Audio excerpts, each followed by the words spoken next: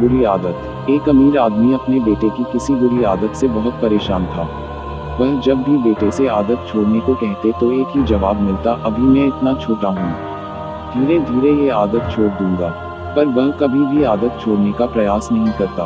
उन्हीं दिनों एक महात्मा गांव में पधारे हुए थे। जब आदमी को उनकी ख्याति के बारे में पता चला तो वह तुरंत उनके पास पहुंचा और अपनी समस्या बताने लगा।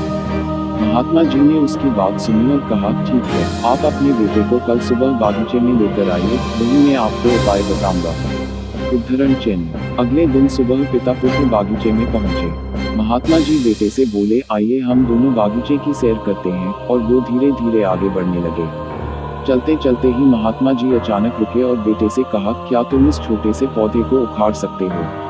जी हाँ, इसमें कौन सी बड़ी बात है। और ऐसा कहते हुए बेटे ने आसानी से पौधे को उखाड़ दिया।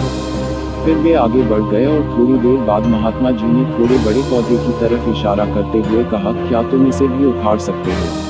बेटे को तो मानो इन सब में कितना मजा आ रहा हो, वह तुरंत पौधा उखाड़ने में लग गया। इस बार उसे थोड़ी मेहनत लगी, पर काफी प्रयत्न के बाद उसने इसे भी उखाड़ दिया।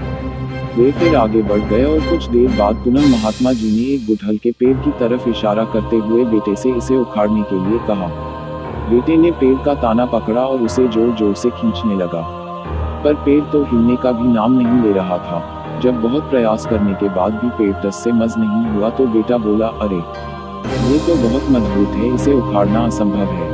महात्मा जी ने उसे प्यार से समझाते हुए कहा, बेटा ठीक ऐसा ही बुरी आदतों के साथ होता है। जब वे नई होती हैं तो उन्हें छोड़ना आसान होता है, पर वे जैसे जैसे पुरानी होती जाती हैं इन्हें छोड़ना मुश्किल होता जाता है।